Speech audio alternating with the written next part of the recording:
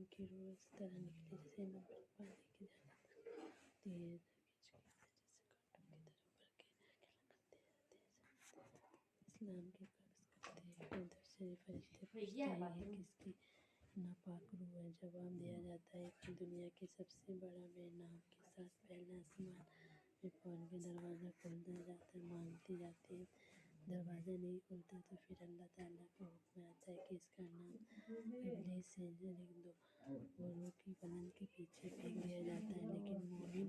کے ساتھ بے قید حملہ ہوتا ہے، نورانی چہرے والے فرشتے آ جاتے ہیں اور چہرہ بھی تنہائی کی طرح ہوتا ہے۔ منصف ہوتے کہتے ہیں کہ اے پاک روح نکل، اپنی رحمت کی اور مغفرت کی طرف رو کر ریشم میں لپیٹ دیا جاتا ہے، خوشبو بھی لگانی ہوتی ہے۔ جب آسمان سے گزرتے ہیں تو فرشتے پوچھتے ہیں کس کی خوشبو کی روح؟ جواب دیتا ہے بہتر نام اور صفائی بیان کی جاتی ہے، ساتھ آسمان تک عزت کے ساتھ پہنچا جاتا ہے۔ پھر اللہ تعالیٰ کا حکم ہوتا ہے اس زمین کی طرف واپس لوٹ، میں نے اس میں سے پیدا کیا ہے، لوٹایا ہے، دوبارہ اٹھائیں گے۔ موت کے بعد جسم زمین پر جاتا ہے، غسل دیا جاتا ہے، فرماتے ہیں اپنے مردوں کو اچھی طریقے غسل دو، پھر دفن پہنایا جاتا ہے، سفید کپڑا بغیر سیے شخص سے دنیا کے گھٹنے پہ کپڑے چاہیے، صرف 3 کپڑوں کو لپیٹ دیا جاتا ہے،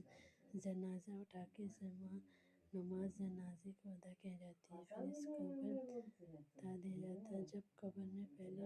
مٹی ڈال جاتی ہے تو آپ سب کچھ سن سکتے ہیں مگر جواب نہیں دے سکتے، لوگ ہنستے ہنستے واپس ٹوٹنے لگے، قدموں کی آواز دور تک چلی جاتی، پھر اچانک قبر کی ہلکی سی دیوار پھٹنے لگتی اور ممکن نکیرات کی آنکھوں میں بجلی کی آواز گرج کر بال زمین تک لٹکنے لگتی ہے، سوال کرتے ہیں میرا دین اسلام ہے، پھر تیسرا سوال آتا ہے جب سب بڑا نازک بہت ناک سوال ہوتا ہے، فرشتے کہتے ہیں ناظرین دیکھو، قبر کے اندر میں نور پھیلایا جاتا ہے، ایک مبارک چہرہ نظر ہوتا ہے، چہرے جس نے دنیا میں سب سے زیادہ محبت وہ چیز ہے۔ صلی اللہ